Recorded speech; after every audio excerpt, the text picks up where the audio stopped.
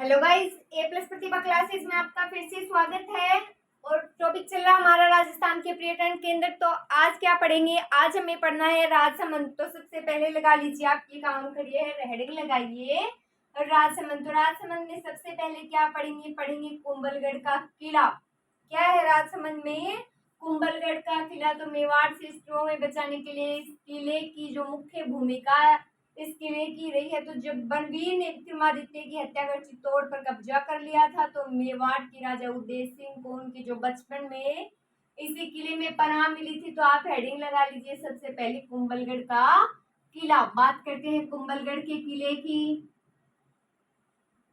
लगाइए हेडिंग कुंभलगढ़ का किला। कुंभलगढ़ का किला। तो देखिए कुंभलगढ़ के किले में तो मेवाड़ के सशक्त सबल जो प्रसिद्ध योद्धा है महाराणा प्रताप है, उनकी जन्मस्थली उदयपुर है। तो उदयपुर की तरफ लगभग 84 किलोमीटर दूरी पर अगर बात करें तो उसके बीच का जो क्षेत्र है चित्तौड़गढ़ के बाद दूसरा जो है ये महत्वपूर्ण किला यही है कुंभलगढ़ का किला। चित्तौड़गढ़ के बाद बताया मैंने।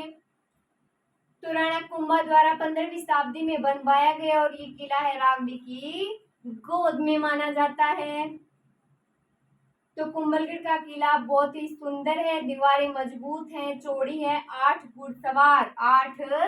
घुड़सवार एक ही साथ उस पर चल सकते इतनी चौड़ी दीवारें हैं। 36 किलोमीटर क्षेत्र में वो फैली और फतेह सिंह द्वारा इस किले का जो नवीनीकरण ये एकदम नया मान सकते हैं वो करवाया गया। किसके द्वारा? फतेह सिंह द्वारा। तो पढ़ते हैं बात कुंभलगढ़ के किले की। आप हेडिंग लगा लीजिए सबसे पहले कुंभलगढ़ का किला। बात करते हैं कुंभलगढ़ के किले की। तो सबसे पहले इसका निर्माण और बहुत सारी बातें देखेंगे। तो लिखे मेवाड़ के सशक्त संबल और प्रसिद्ध योद्धा महाराणा प्रताप की जन्मस्थली। पूरी बात एक ही लाइन में लिखेंगे। लिखिए मेवाड़ के सशक्त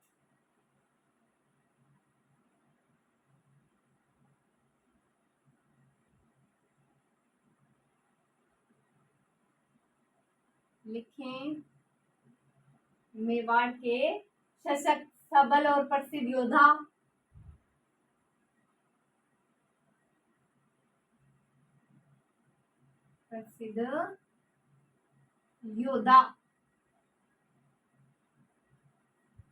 योद्धा राणा प्रताप की जन्मस्थली।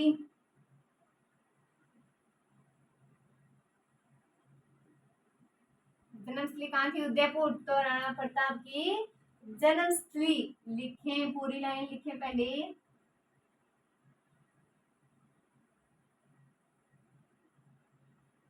जन्मस्थली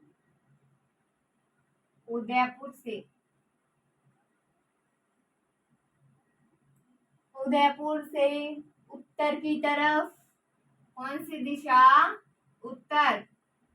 तो उदयपुर से उत्तर की तरफ लगभग 84 किलोमीटर दूरी पर।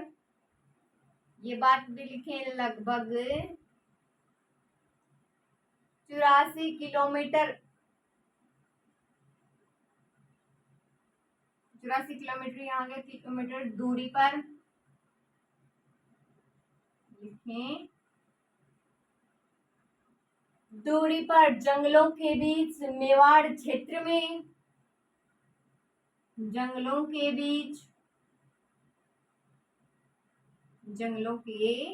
बीच मेवाड़ क्षेत्र में। मेवाड़ क्षेत्र में चित्तौड़गढ़ के बाद दूसरा महत्वपूर्ण किला है। ये बात लिख लीजिए। चित्तौड़गढ़ के बाद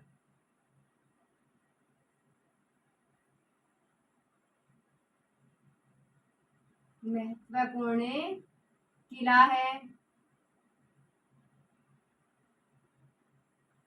तो देखिए कुंभलगढ़ का किला मेवाड़ के सशक्त संबल एवं प्रसिद्ध योद्धा राणा प्रताप की जन्मस्थली उदयपुर से किस तरफ? उदयपुर से उत्तर की तरफ लगभग 84 किलोमीटर दूरी पर जंगलों के बीच मेवाड़ क्षेत्र में चित्तौड़गढ़ के बाद दूसरा महत्वपूर्ण। दूसरा उसके बाद इंपॉर्टेंट किला कौन सा है? कुंभलगढ़ का किला है। तो देखिए, मेवाड़ के सशक्त समर प्रसिद्ध योद्धा महाराणा प्रताप की जन्मस्थली उदयपुर से उत्तर की तरफ लगभग 84 किलोमीटर की दूरी पर जंगलों के बीच मेवाड़ क्षेत्र में चित्तौड़गढ़ के बाद महत्वपूर्ण किला है। कौन सा? कुंभलगढ़ का किला। तो लिखें आगे, इसमें साथ साथ नोट करते रहिए। आगे लिखें, राणा कुंभा द्वारा 15वीं शताब्दी में बनवाया गया ये किला अमर अरावली की पहाड़ियों की गोद में बसा है। लिख लीजिए, राणा कुंभा द्वारा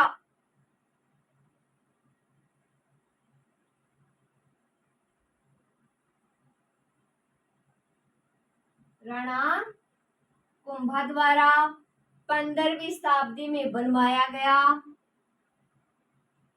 15वीं शताब्दी में बनवाया गया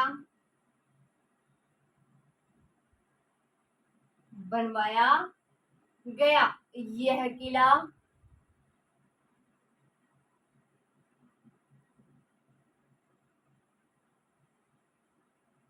अरावली की गोद में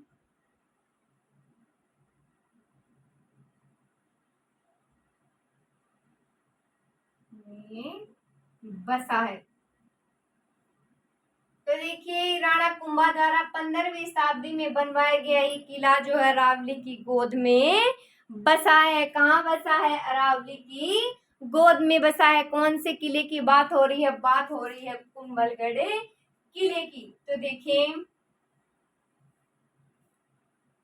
तो मेवाड़ को शत्रुओं से बचाने के लिए, उन्हें सुरक्षित रखने के लिए मेवाड़ियों को तो किसकी इस किले में वो क्या थे? सुरक्षित थे। तो ये बात लिखेंगे, लिखिए, मेवाड़ को शत्रुओं से बचाने, लिखेंगे, लिखिए, मेवाड़ को शत्रुओं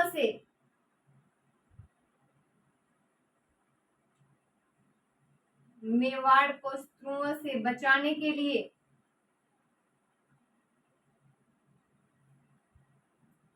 व सुरक्षित रखने के लिए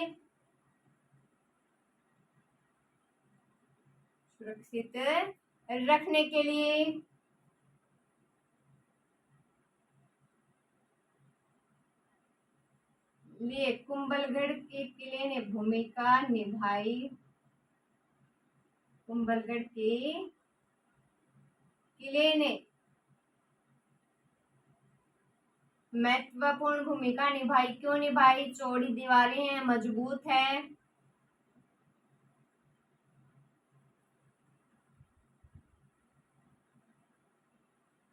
भूमिका निभाई। तो जब बनवीर ने विक्रमादित्य की हत्या कर चित्तौड़ के किले पर कब्जा कर लिया था, तो जो मेवाड़ के महाराणा थे, कौन? उदय सिंह, तो उनके बचपन में इसी किले में उनको पनाह मिली थी। तो महाराणा प्रताप की जन्मस्थली होने के कारण लोगों की जो भावनाएं हैं वो इस किले से, कुंभलगढ़ के किले से जुड़ी है। तो ये बात नोट करते हैं। पहले इतनी बात लिख लीजिए, मेवाड़ को शत्रुओं से बचाने के लिए, सुरक्षित रखने के लिए कुंभलगढ़ के किले ने महत्वपूर्ण भूमिका निभाई। आगे देखिए, लिखें, तो जब बनवीर ने विक्रमादित्य की हत्या कर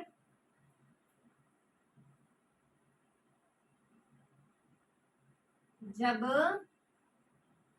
बनवीर ने विक्रमादित्य की हत्या कर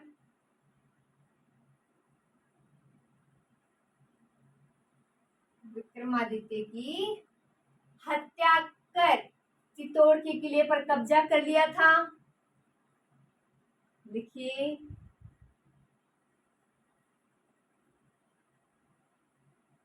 चित्तौड़ के किले पर कब्जा कर लिया था।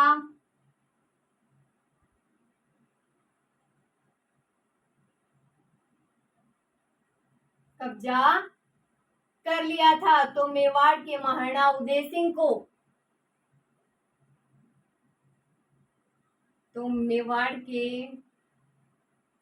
महाराणा उदय सिंह को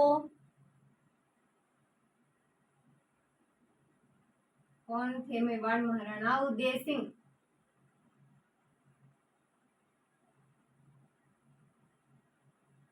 उनके बाल्यकाल में या उनके बचपन में? उनके बचपन में इसे किले में पनाह मिली थी, यानी रहने के लिए जगह।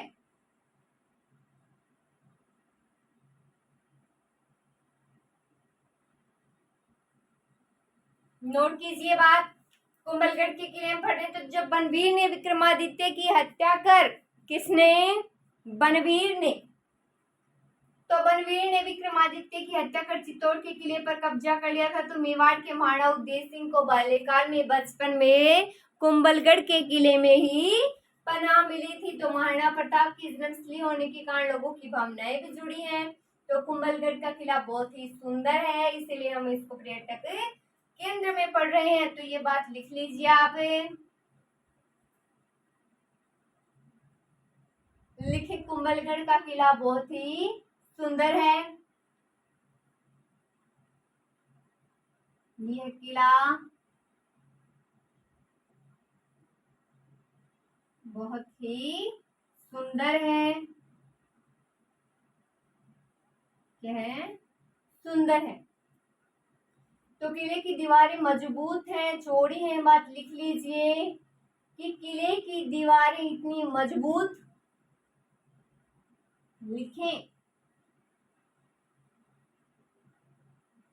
किले की दीवारें इतनी मजबूत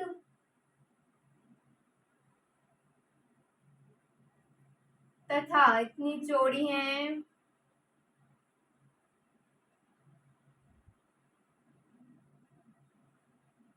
इतनी मजबूत है तथा इतनी चौड़ी है कि 8 घुड़सवार उस पर एक साथ चल सकते हैं।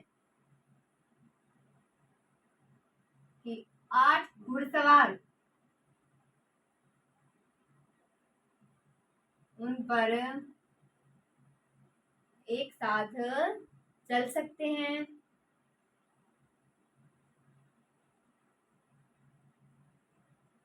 चल सकते हैं। तो देखिए कुंभलगढ़ के किले में क्या पड़ा? कुंभलगढ़ का किला बहुत ही सुंदर है और ये किला, इसकी दीवारें जो इतनी मजबूत और इतनी चौड़ी हैं कि इस पर 8 घुड़सवार एक साथ चल सकते हैं। कितने घुड़सवार? 8 घुड़सवार एक साथ चल सकते हैं। तो आगे लिखें। और ये जो दीवार है वो लगभग 36 किलोमीटर के एरिया में फैली है और 19वीं शताब्दी में महाराणा फतेह सिंह ने इस किले का नवीनीकरण करवाया। ये बात लिखेंगे, लिखिए, लिखे। लगभग दीवार की बात हो रही है और लगभग जो दीवार है वो 36 किलोमीटर क्षेत्र में फैली हुई है। लिखें, यह लगभग, आपने जो बी लाइन लिखी है उसके आगे जोड़िए, लगभग 36 किलोमीटर में क्षेत्र में फैली हुई है, फैली हुई है। तो 19वीं शताब्दी में महाराणा फतेह सिंह द्वारा इस किले का नवीनीकरण करवाया गया। लिख लीजिए 19वीं शताब्दी में,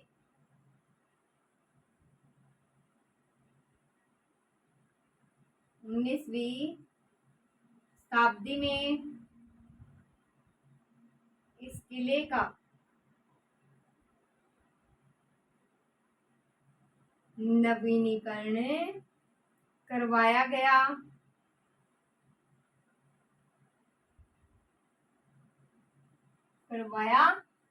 तो देखिए किला बहुत ही सुंदर है और लगभग इसकी दीवार जो है जिस पर 8 घुड़सवार एक साथ चल सकते हैं वो कितने किलोमीटर क्षेत्र में फैली हुई है? तो वो 36 किलोमीटर क्षेत्र में वो दीवार फैली हुई है। तो 19वीं शताब्दी में किले का नवीनीकरण किसने करवाया?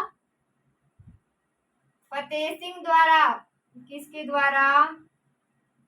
फतेह सिंह द्वारा करवाया गया। तो अब बात करते हैं राजसमंद झील की। तो हेडिंग निकाल लीजिए, राजसमंद झील।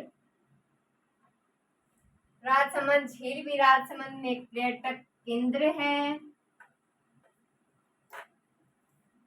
लिख लीजिए राजसमंद झील।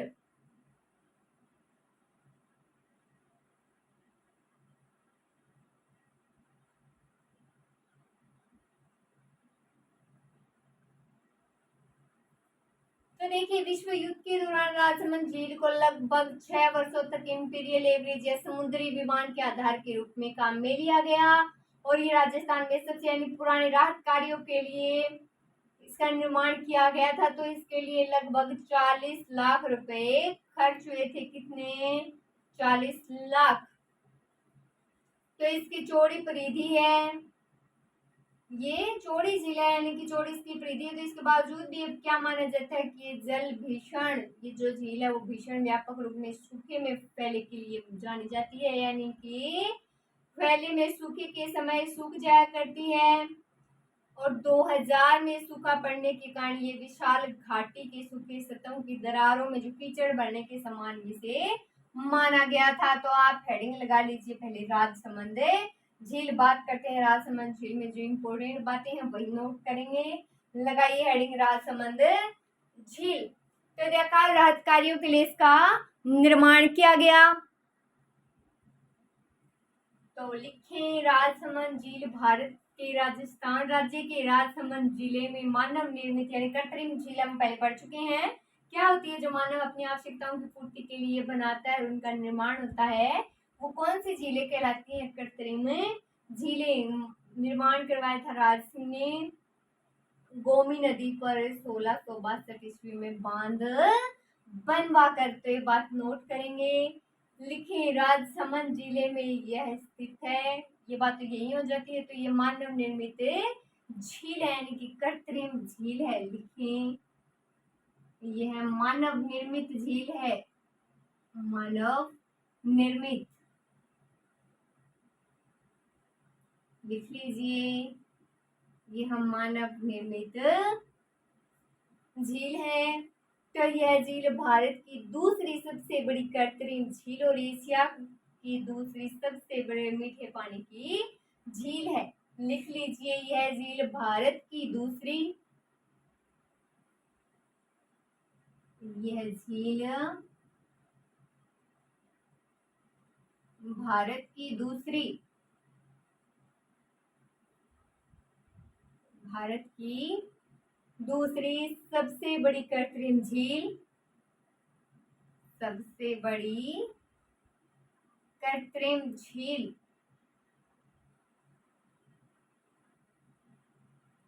झील तथा एशिया की दूसरी सबसे बड़ी मीठे पानी की झील है। लिखिए एशिया की, एशिया की दूसरी सबसे बड़ी मीठे पानी की झील है।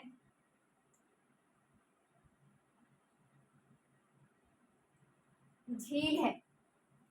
तो देखिए राजसमंद झील मानव निर्मित झील है यानी कि बोल सकते हैं कृत्रिम झील है। तो यह झील भारत की दूसरी सबसे बड़ी कृत्रिम झील और एशिया की दूसरी सबसे बड़ी मीठे पानी की झील है। तो इसका निर्माण लिखेंगे, यह लिख लीजिए नीचे निर्माण। किसने करवाया निर्माण? तो महाराणा राज सिंह ने। लिख लीजिए महाराणा राज सिंह ने निर्माण करवाया। महाराणा राज सिंह ने गोमती नदी पर बांध बनवा कर, लिख लीजिए गोमी नदी बोलते हैं इसको, गोमी पर बांध बनवाकर ईस्वी है 1662 ईस्वी का वह 1662। तो मानव निर्मित झील है और यह झील भारत की दूसरी सबसे बड़ी कृत्रिम झील और एशिया की दूसरी सबसे बड़ी मीठे पानी की झील है। निर्माण महाराणा राज सिंह ने गोमी नदी पर बांध बनवाकर ईस्वी क्या 1662। तो राजसमंद झील का निर्माण राज सिंह ने करवाया, काल राहत योजना के दौरान करवाया। तो काफी समय बीत गया, एक छोटा सा कस्बा बना राजसमंद, और राजसमंद झील इसी के कारण इसका नाम है, राजसमंद झील के कारण नाम रख दिया गया राजसमंद जिला। तो हमें ये बात नहीं पढ़नी किसके कारण नाम पड़ा। तो झील का निर्माण गोमती, केलवा, ताली जो नदियां हैं उन पर बांध बनाकर किया गया। महत्वपूर्ण नदी तो गोमती मानी जाती है। तो 7 किलोमीटर लंबी और 3 किलोमीटर चौड़ी है, 55 फीट गहरी है। ये बात लिखेंगे, लिखिए 7 किलोमीटर लंबी, लिखिए 7 किलोमीटर लंबी, 7 किलोमीटर लंबी तथा 3 किलोमीटर चौड़ी,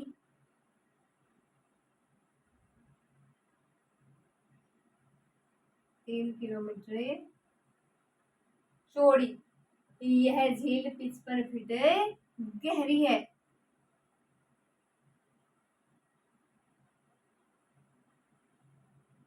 55 फीट गहरी, कितने फीट गहरी है? 55 फीट गहरी है। तो राजसमंद झील पर पाल यानी नौ चौकी पाल, खूबसूरत झील पर पाल की छतरियों की छतों, स्तंभों, तोरण द्वार पर क्या है? मूर्ति कला है, नक्काशी है। इसे देखकर दिलवाड़ा की जैन मंदिरों के अपने आप ही याद आ जाती है, वहीं की है ना ऐसे सुंदर नक्काशीदार मंदिर। तो झील के किनारे की सीढ़ियों की तरफ गिरने पर योग 9 ही होता है, इसलिए इसे क्या कहते हैं? नौ चौकी पाल का नाम सुना होगा, तो इसे नौ चौकी कहा जाता है। तो लिख लीजिए, झील के किनारे सीढ़ियों की तरफ या झील के किनारे नौ चौकी पाल स्थित है। झील के किनारे नौ चौकी पाल, नौ चौकी पाल स्थित है। नौ चौकी पाल स्थित है। तो 9 सीढ़ियों के बाद एक चौकी होती है, यही इसकी खास बात है। क्या 9 चौकी पाल का मतलब? तो चौकी के बाद 9 चौकी नामक स्थान की खास बात क्या है? तो यहाँ हर 9 सीढ़ियों के बाद क्या है? एक चौकी है। तो इस बात का भी यहाँ ख्याल रखा जाता है कि इसके पुनर्निर्माण काल के दौरान 9 चौकी पर बने तोरण है, पत्थरों से पत्थर का जोड़ किया गया है। लेकिन आपको सिर्फ इतनी बातें याद करनी है, परीक्षा की दृष्टि से ये इंपॉर्टेंट है, झील के किनारे क्या है? 9 चौकी पाल स्थित है। तो कहा जाता है राजसमंद झील पर पाल का निर्माण पूरा होने से पूर्व कितना समय लगा था? इससे पहले लगा था 14 वर्ष का समय। और राजसमंद झील एशिया में दूसरे मीठे पानी की झील है। 40 लाख रुपए की लागत, यानी रुपये इस पर इतने खर्च हुए, कितने? 40 लाख।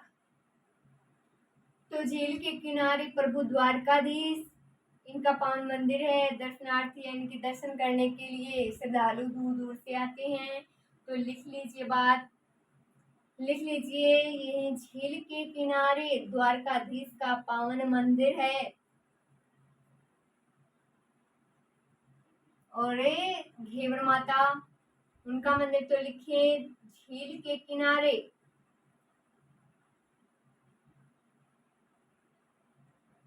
या फिर यहीं पर झील के किनारे, यहीं पर झील के किनारे द्वारकाधीश मंदिर है। द्वारकाधीश मंदिर है।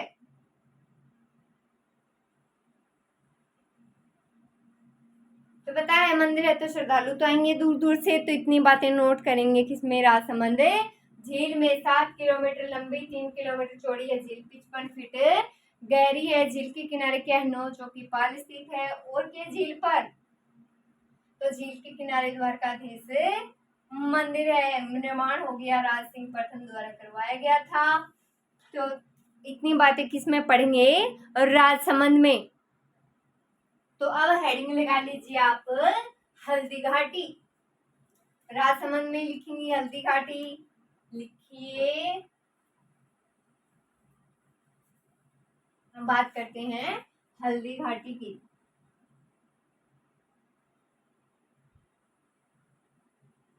हल्दी घाटी, तो ये जो स्थान है मेवाड़ के महाराणा प्रताप और अकबर के बीच युद्ध हुआ था उसके लिए प्रसिद्ध है। उदयपुर से 40 किलोमीटर दूर है। तो इस घाटी की मिट्टी जो है हल्दी के रंग जैसी यानी कि पीली मिट्टी बोल सकते हैं। तो इसलिए इसका नाम हल्दी घाटी पड़ा। तो हल्दी घाटी अरावली में स्थित है। 1576 में महाराणा प्रताप की गौरव शौर्य को दर्शाने वाली ये हल्दी घाटी स्थान जो है उनके शौर्य को दर्शाता है। और हल्दी घाटी में भी उनके प्रिय घोड़े की समाधि है। प्रिय घोड़ा कौन सा था, क्या नाम था? चेतक। तो लिखे हल्दी घाटी में यह स्थान मेवाड़ के महाराणा प्रताप,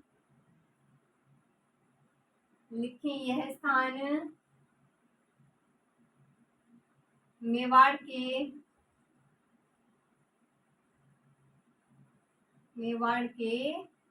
महाराणा प्रताप, मेवाड़ के महाराणा प्रताप और अकबर के बीच हुए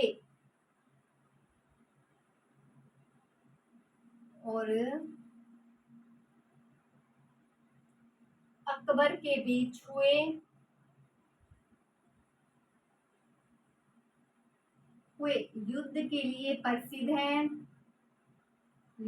लिए प्रसिद्ध है।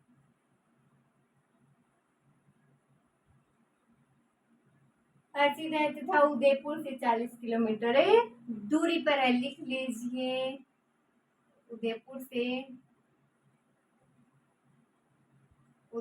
से 40 किलोमीटर दूरी पर है।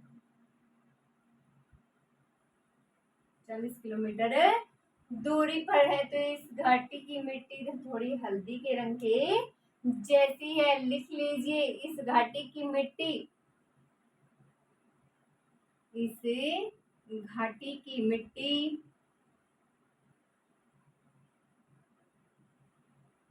हल्दी के जैसी पीले रंग की है।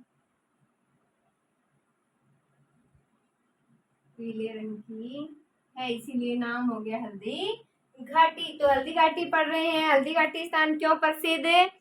तो मेवाड़ के महाराणा प्रताप और अकबर के बीच हुए युद्ध के लिए प्रसिद्ध। तो उदयपुर से 40 किलोमीटर दूरी पर है। और इस घाटी की मिट्टी कैसी है? हल्दी के रंग के जैसी यानी कि पीली मिट्टी है। आगे लिखें, हल्दी घाटी अरावली की पहाड़ियों में है।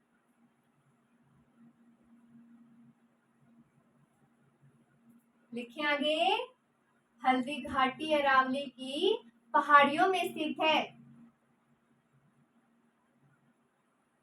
हल्दी घाटी अरावली की पहाड़ियों में स्थित है।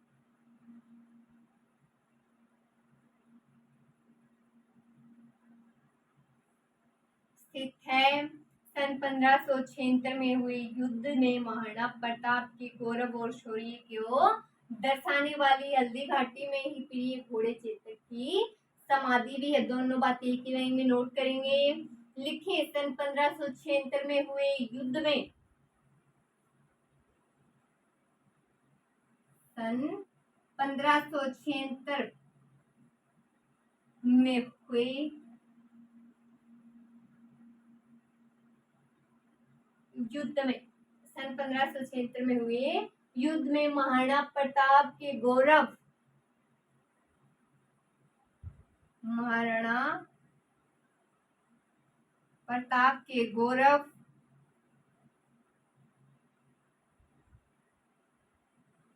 और शौर्य,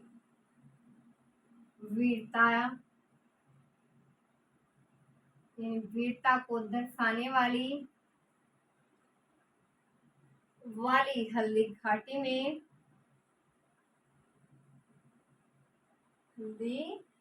में, उनके प्रिय घोड़े चेतक की समाधि भी है। लिखे, उनके प्रिय घोड़े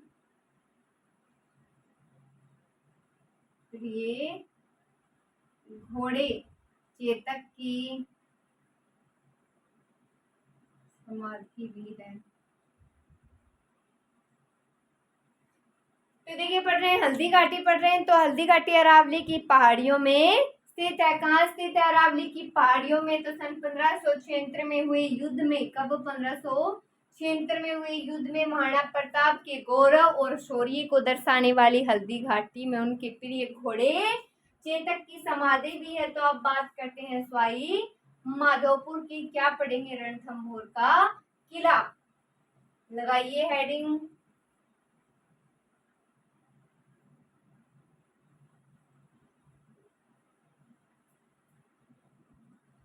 लगाइए सवाई माधोपुर।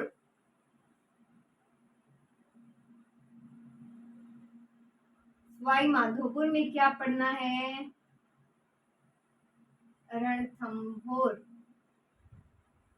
रणथंभौर तो ये किला रणथंभौर राष्ट्रीय उद्यान के क्षेत्र के अंदर है। किले में 3 तरफ पहाड़ों की प्राकृतिक खाई बनी है जो इस किले को मजबूत और अजय, जिसे जीता ना जा सके अजय होता है, वो बनाएंगी। तो ऐसा माना जाता है कि किले का निर्माण चौहान रणथंभन देव ने करवाया। खांडवा युद्ध में घायल होने पर सांगा ने भी इलाज के लिए इसी दुर्ग में उसको लाया गया था।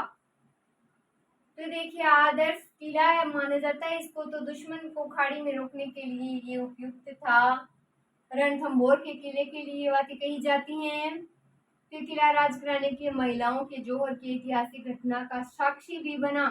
तो किले में मंदिर है, जलाशय है, विशाल प्राचीन दीवारें भी है, वो सारी बातें किले की विशेष है। तो बात करते हैं रणथंभौर की। लगा लीजिए हेडिंग रणथंभौर का किला। तो बात करते हैं, लिखेंगे अब रणथंभौर दुर्ग के बारे में। तो रणथंभौर को जो है यूनेस्को सूची में भी शामिल किया गया था। तो रणथंभौर दुर्ग राजस्थान की कहाँ पर है? सवाई माधोपुर जिले में है। तो यह किला जो है होटल अभियान यहाँ के बहुत प्रसिद्ध है। कहाँ के? सवाई माधोपुर के। तो रणथंभौर दुर्ग को 2013 में यूनेस्को सूची में रणथंभन ने इसका निर्माण करवाया और 2013 में इसे यूनेस्को की सूची में विश्व धरोहर विरासत में शामिल किया गया। निर्माण देखिए रणथंभन देव, निर्माण लिख लीजिए पहले। रणथंभन देव, रणथंभन देव। तो रणथंभौर में कई फिल्मी स्टारों की भी शादी हुई है। जो फिल्म स्टार्स हैं उनकी ये बात लिखनी नहीं है, जो लिखनी है वो लिखी जा रही है, अब बता देंगे आपको। तो लिखे रणथंभौर दुर्ग सन 2013 में। लिखे रणथंभौर दुर्ग को, रणथंभौर दुर्ग को सन 2013 में, सन 2013 में यूनेस्को की विश्व विरासत, यूनेस्को की विश्व विरासत सूची में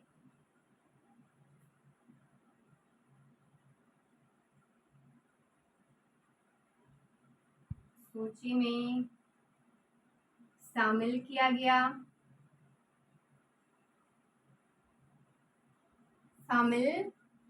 नोट करें। तो रणथंभौर का जो दुर्ग है इसे राजस्थान की राजाओं की नगरी भी कहा जाता है। कई राजाओं ने यहाँ राज किया। तो राजा ऐसे एक राजा हुए थे, कौन है? रणथंभन। तो जिन्होंने सन 994 ईस्वी है। तो 994 ईस्वी में थंभौर नामक पहाड़ी पर एक दुर्ग का निर्माण करवाया। वही दुर्ग क्या कहलाया? रणथंभौर दुर्ग। तो दुर्ग में विशेष क्या है? तो इस दुर्ग के बारे में अबुल फजल ने क्या कहा कि बाकी सभी दुर्ग तो नंगे और ये जो दुर्ग है वो बख्तरबंद है। तो पहले ये बात नोट कर लीजिए, उसके बाद लिखते हैं आगे। लिखें आगे। लिखे रणथंभन देव ने 994 ईस्वी में थंभौर नामक पहाड़ी पर इस दुर्ग का निर्माण कराया। लिखे रणथंभन देव ने, रणथंभन देव ने 994 ईस्वी, 994 ईस्वी में थंभौर नामक पहाड़ी पर,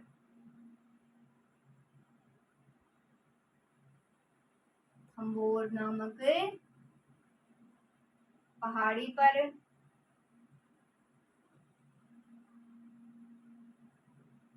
पर इस दुर्ग का निर्माण करवाया।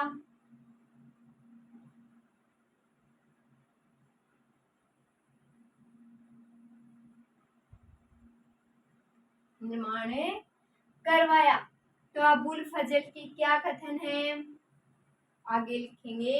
पहले लिख लीजिए, रणथंभौर दुर्ग समुद्र तल की ऊंचाई से 1578 फीट है। लिखे यह दुर्ग, लिखे यह दुर्ग समुद्र तल से, समुद्र तल से ऊंचाई 1578 फिट है।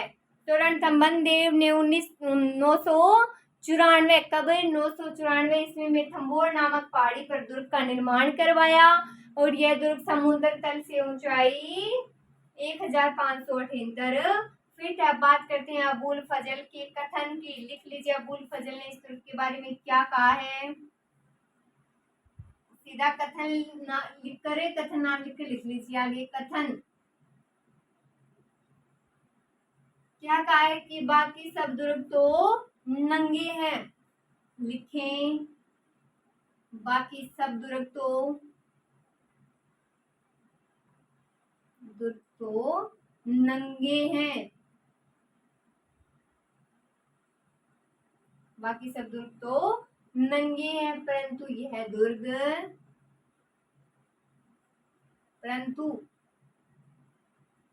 दुर्ग बख्तरबंद है।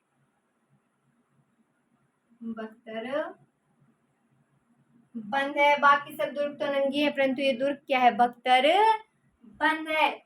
तो दुर्ग के अन्य नाम क्या है, दुर्गाधिराज है, रतपुर या निरण की घाटी में स्थित होने के कारण, और बख्तरबंद किला है। तो पहले कथन लिख लीजिए, बाकी सभी दुर्ग तो नंगे है परंतु रणथंभौर क्या है, बख्तरबंद है। किसने कहे, कथन कहे हैं अबुल फजल ने। अबुल फजल ने किसने कहे हैं, अबुल फजल ने। तो आगे बात करते हैं, लिख लीजिए उपनाम या अन्य नाम। अन्य नाम, तो अन्य नाम लिखिए दुर्गाधिराज, दुर्गाधिराज,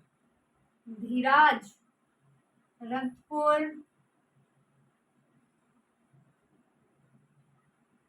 बख्तरबंद।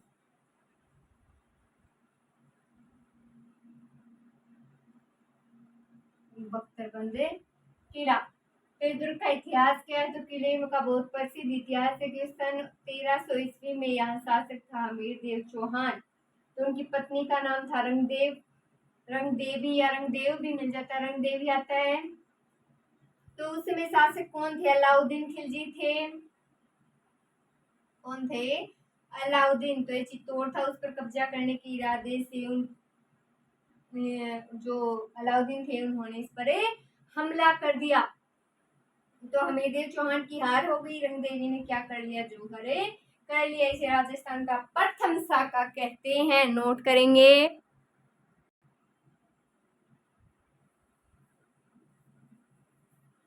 लिखें, रणथंभौर में आगे लिखना है।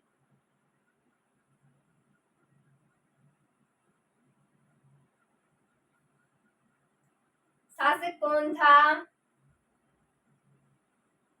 यहाँ का शासक था, 1300 ईस्वी की बात हो रही है, कौन था, हमीरदेव चौहान। हमीरदेव चौहान शासक था, हमीरदेव चौहान। पत्नी का नाम, पत्नी रंगदेवी, पत्नी थी रंगदेवी। आक्रमणकारी कौन हुआ, अलाउद्दीन खिलजी। लिखे आक्रमणकारी, आक्रमणकारी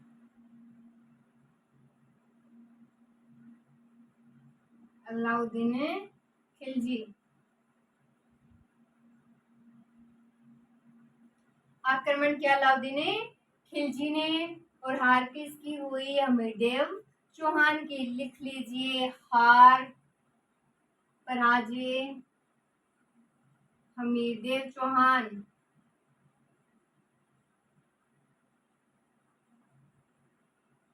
हमीरदेव चौहान की हार हुई, और जौहर कर लिया किसने? रंगदेवी ने। जौहर रंगदेवी ने। किसने किया? रंगदेवी ने। तो इसी को राजस्थान का प्रथम साका कहा गया। लिख लीजिए, राजस्थान का प्रथम साका 1301 में। तो देखिए, शासक हमीरदेव चौहान और उनकी पत्नी का नाम है रंगदेवी। आक्रमणकारी हुए उस समय अलाउद्दीन खिलजी, वो रणथंभौर पर कब्जा करना चाहते थे अलाउद्दीन। तो हार हो गई किसकी? हमीरदेव चौहान की। जौहर किसने किया? रंगदेवी ने, जो राजस्थान का प्रथम साका कहलाया। तो रणथंभौर का किला अपने आप में अनोखा है, विशाल है। तो देखिए आगे इसमें देखने लायक क्या क्या है? त्रिनेत्र गणेश मंदिर। लिखे, दर्शनीय स्थल। दुर्ग में दर्शनीय स्थल। दर्शनीय स्थल में सबसे पहले लिखे त्रिनेत्र गणेश मंदिर। लिखे, त्रिनेत्र गणेश मंदिर।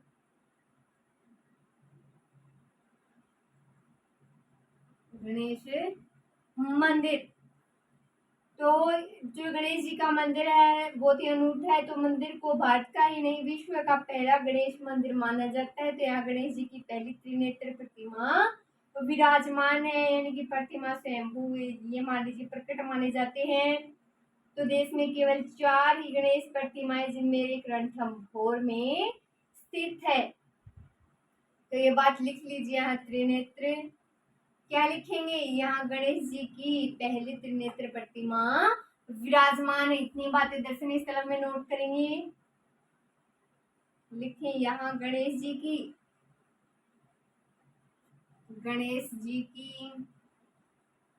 पहली त्रिनेत्री प्रतिमा विराजमान है।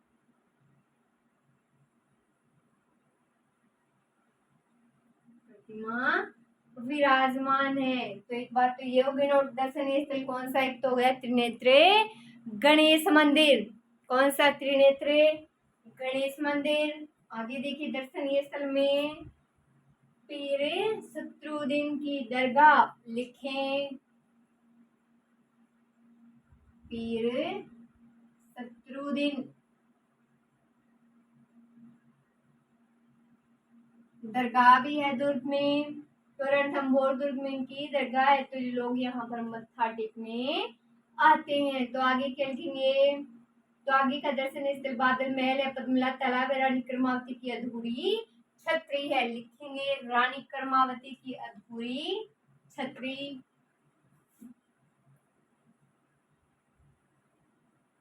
लिख लीजिए, रानी कर्मावती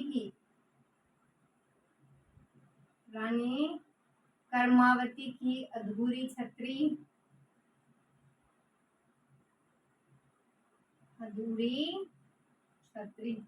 तो अधूरी छतरी कैसे? तो जोर करने से पहले रानी कर्मावती ने एक छतरी का निर्माण करवाया था, लेकिन वह पूरी नहीं हुई थी उस समय। तो उस छतरी को कर्मावती की अधूरी छतरी माना जाता है। क्या माना जाता है? कर्मावती ने निर्माण करवाया था। किसने करवाया था?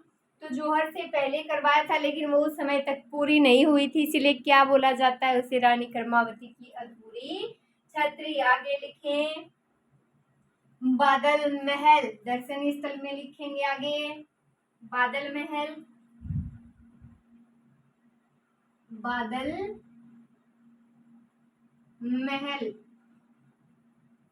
तो बादल महल रणथंभौर दुर्ग में बादल महल बहुत ही खास महल है। इस महल में जो मंदिर है, मस्जिद है, गिरजाघर, तीनों ही स्थित है, इसीलिए धर्मों की दृष्टि से भी महत्वपूर्ण है। धर्मों को मानने वाले लोगों की दृष्टि से ये बहुत ही आवश्यक स्थल है। तो लिखेंगे इस महल में मंदिर, लिखे इस महल में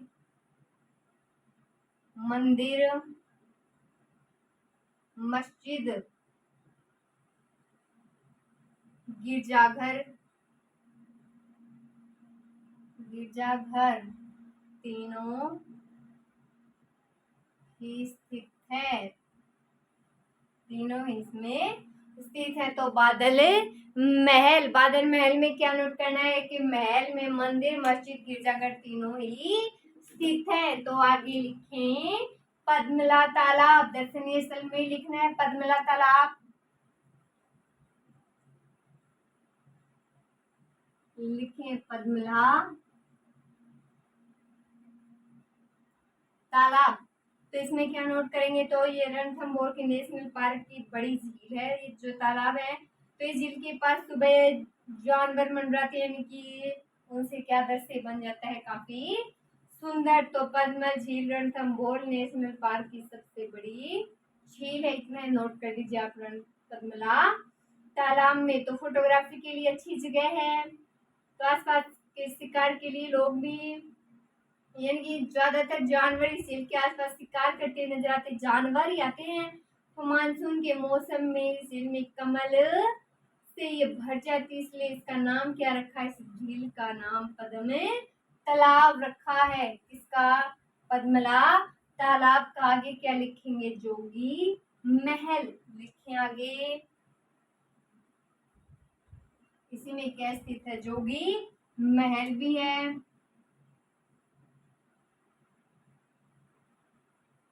जोगी महल, तो जोगी महल में देखिए, जोगी महल है ये जोगी महल।